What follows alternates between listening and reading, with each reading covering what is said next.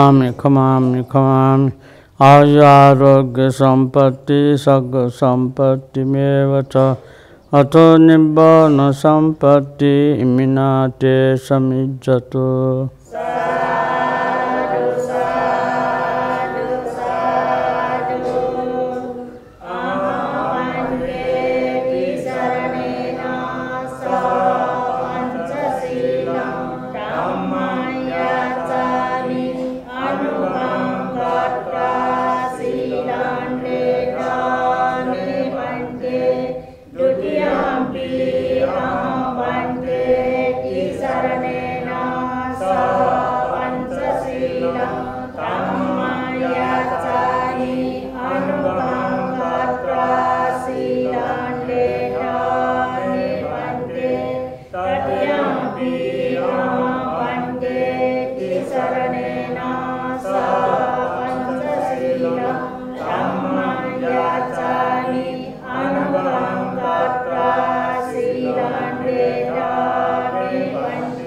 यमं वदामि तं वदेथ नमो तस्स भगवतो अरहतो सम्मा सम्बुद्धस्स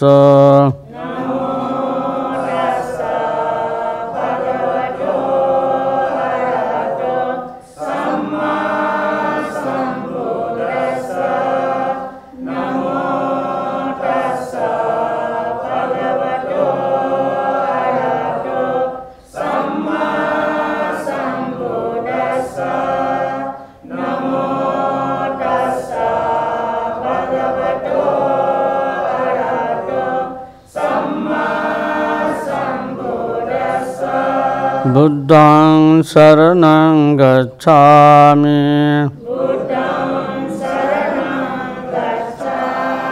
धम्मं शरणं गच्छामि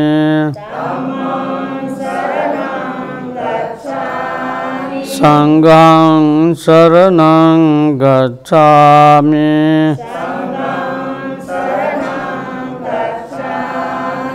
द्वितीयंपि बुद्धं शरणं गच्छामि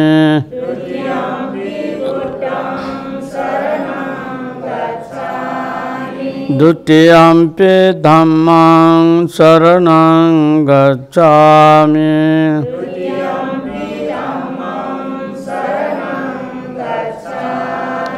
द्वितीयंपि संघं शरणं गच्छामि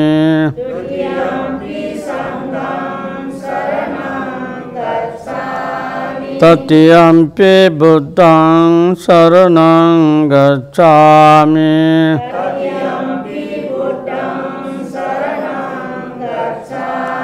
तृतीयंपि धम्मं शरणं गच्छामि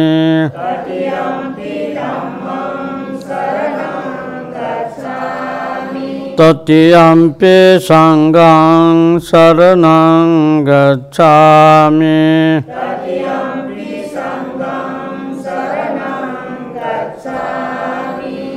तिसरणागमन संपूर्णं पाणातिपाता वेदमणि सिक्खापदं समादयामि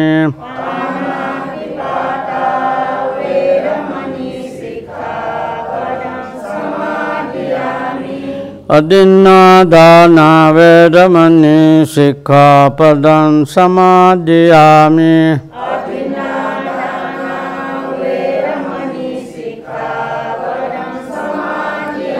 कामेषु मिच्छाचारा वेदमणि सिक्खापदं समादयामि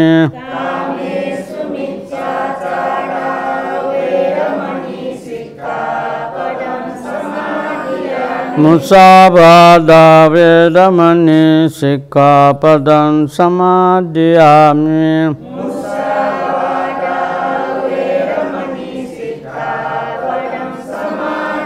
सुरामेरय मज्जपमादत्ताना वेदमणि सिक्खापदं समादयामि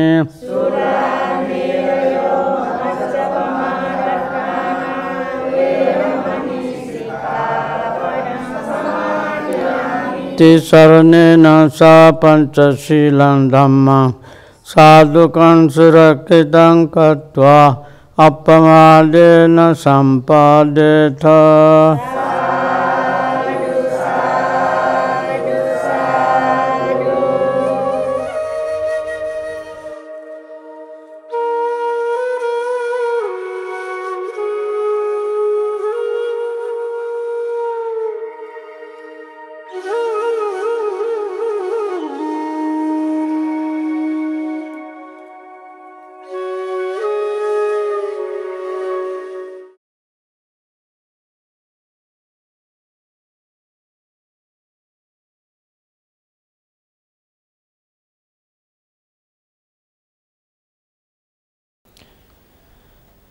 नमो तस्स भगवतो अरहतो सम्मा सम्बुद्दस्स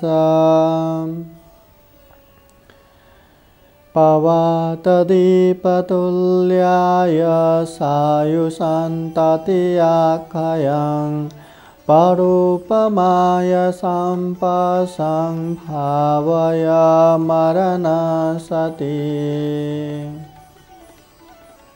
श्रद्धावान धर्मप्रेमी शान्तिप्रिय उपासक उपासिकाहरू,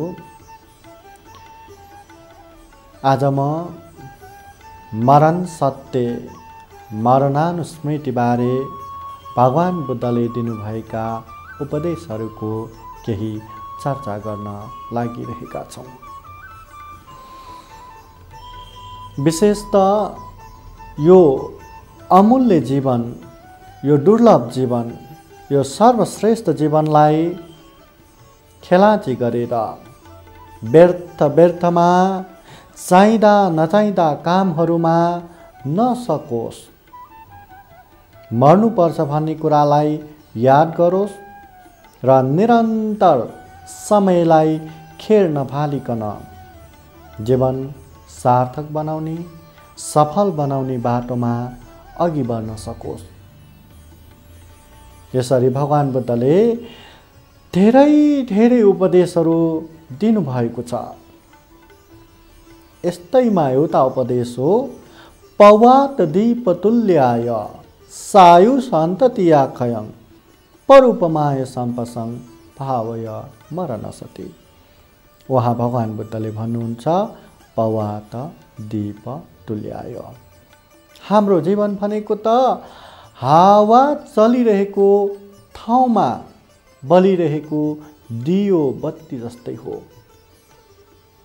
जुन दियो हावा लागेको कारणले फरफर फरफर निभ्लाकी जस्तो भइरहेको छ। कुनै बेला कुनै एक दिशाबाट अलि बढी हावा लाग्यो भने त्यो बत्ती फ्याट निप्छ। त्यसरी नै हाम्रो जीवन पनि कहिले कहाँ कसरी अन्त्य हुन्छ, कसरी हाम्रो मृत्यु हुन्छ त्यो हामीलाई थाहा छैन। आयु सकेर पनि, कर्म सकेर पनि, आयु र कर्म दुवै सकेर पनि, र कहिलेकाहीँ आयु पनि बाँकी छ, कर्म पनि बाँकी छ, तर दुर्घटना भएर पनि हाम्रो मृत्यु हुन सक्छ। हाम्रो जीवनको अन्त्य हुन सक्छ। त्यसैले अरू मृत्यु भइराखेको देखेर, अरू मानिसहरू मरिराखेको देखेर पनि हामी पनि मर्नुपर्छ भन्ने कुरा याद गर। पावय मरण सती, मर्नुपर्छ भन्ने कुरालाई याद गर। भगवान बुद्ध हाम्रै देशका सपुत हुनुहुन्छ। उहाँ लुम्बिनीमा जन्म हुनु भएर बुद्ध गयाको बोधि वृक्षमुनि बोधि ज्ञान प्राप्त गर्नुभई बुद्ध हुनुभयो। बुद्ध भइसकेपछि सम्पूर्ण दुःख, सम्पूर्ण क्लेश, सम्पूर्ण आश्रव नाश भयो, विमुक्ति सुख प्राप्त भयो। तर भगवान बुद्धले अब म बुद्ध बने, अब मलाई कुनै प्रकारको दुःख, पीर, चिन्ता, तनाव, उत्पीडन रहेन भनेर एक्लै आनन्दले बस्नु भएन। बरु उहाँले हामी जस्ता दुःखी प्राणीहरूलाई देख्नुभयो अनि ती दुःखी प्राणीहरूलाई दुःखबाट मुक्त गराउनको लागि गाउँ गाउँमा, सहर सहरमा, देश देशान्तरमा चारिका गर्नुभई बहुजन हिताय बहुजन सुखायका निम्ति उहाँले उपदेश दिनुभयो। सही धर्मको प्रचार प्रसार गर्नुभयो। त्यसरी धर्मको प्रचार प्रसार गर्ने क्रममा उहाँ एकपटक आलवी भन्ने नगरमा पुग्नुभयो। जब भगवान बुद्ध त्यहाँ आइपुगे भन्ने कुरा त्यहाँका मानिसहरूले थाहा पाए त त्यहाँ धेरै धेरै मानिसहरू भेला भएर भगवान बुद्धको दर्शन गर्न आए, भगवान बुद्धको उपदेश सुन्न आए। हेर्दा हेर्दै त्यहाँ धेरै मानिसहरू भेला भए। त भगवान बुद्धले त्यति बेला ती मानिसहरूलाई मर्नानुस्मृति, यो जीवन मर्नुपर्छ भन्ने विषयमा उपदेश दिनुभयो। अधुवं मे जीवितं धुवं मे मरणं। हामी बाँच्ने अनिश्चित हो तर मर्ने त सुनिश्चित हो, अवश्यम्भावी हो। हामी कहिले मर्छौँ, कसरी मर्छौँ, कहाँ मर्छौँ त्यो थाहा छैन, तर अवश्यम्भावी मर्नुपर्छ यो कुरा निश्चित छ। त्यसैले मर्नुपर्छ भन्ने कुरा थाहा पाएर राम्रो काम गर, नराम्रो काम नगर, धर्म गर, पाप छोड, भगवान बुद्धले उपदेश दिनुभयो। ती साराका सारा मानिसहरूले ओहो यो जीवन त मर्नुपर्छ, जीवनको अन्त्य मृत्युबाट हुन्छ, यस्तो कुरा थाहा पाएर सबैले ओहो पापबाट अलग्गिनुपर्छ, धर्म गर्नुपर्छ बा भनेर सबै सजग र सचेत भए। भगवान बुद्ध त्यहाँबाट फर्किनुभयो। मानिसहरूले केही दिन त भगवान बुद्धलाई याद गरे, भगवान बुद्धका उपदेशहरूलाई पनि याद गरे, तर बिस्तार बिस्तारै सबैले सबै कुरा बिर्सिन थाले। बस एकजना सानो बालिका, तिनले चाहिँ दिनका दिन मर्नुपर्छ मर्नुपर्छ मर्नुपर्छ भन्ने कुरा याद गरेर राम्रो काम गरिरहेका थिए। समय बित्दै गयो। एक समय भगवान बुद्धले यसो करुणा दृष्टिले आज म कसलाई उपकार गरौँ, कसका गयो भने उसको उपकार हुन्छ भनेर ध्यान दृष्टिले हेर्नुभयो। त्यति बेला त्यही आलवी नगरको त्यही सानो दिनका दिन मर्नुपर्छ भन्ने कुरा याद गरिरहने बालिकालाई देख्नुभयो र यो पनि थाहा पाउनुभयो त्यो बालिकाको आयु समाप्त भइसक्यो। यदि भगवान बुद्ध त्यहाँ पुग्यो भने त्यो बालिकाले ज्ञान प्राप्त गर्न सक्छ। बस भगवान बुद्ध बिहानै आलवी नगरमा पुग्नुभयो। जब भगवान बुद्ध त्यहाँ पुगे भन्ने कुरा थाहा पाए, फेरि एकपटक त्यहाँ धेरै मानिसहरू भेला हुन आए। भगवान बुद्धको उपदेश सुन्नलाई त्यहाँ जम्मा भए। धेरै मान्छेहरू जम्मा भए। तर भगवान बुद्धले उपदेश दिनु भएन, किनभने भगवान बुद्ध जसको निम्ति त्यहाँ आउनु भएको थियो त्यो बालिका भने आफ्नो कपडा बुन्ने बाबुको लागि केही टुकेहरू बेरिरहेकी थिइन्। हतपत त्यो सकाएर एउटा डालोमा त्यो राखेर बाउलाई छिट्टो दिन्छु, त्यसपछि भगवान बुद्ध कहाँ गएर दर्शन गर्न जान्छु भनेर दौडिरहेकी बाटोमा भगवान बुद्धलाई भेट्यो। भगवान बुद्ध बाटोमा भेटेपछि किन एकपटक भगवान बुद्धलाई वन्दना गरी नजानी भनेर हतपत अगाडि गएर भगवान बुद्धलाई वन्दना गर्न गयो। त्यति बेला भगवान बुद्धले ती बालिकालाई सोध्नुभयो, हे उपासिका, तिमी कहाँबाट आएको? त्यो बालिकाले जवाफ दिइन्, भगवान मलाई थाहा छैन। भेला भएका सबै मानिसहरू कराउन थाले, कस्तो बालिका होला, खुरुक्क घरबाट आएको भन्न सक्दैन।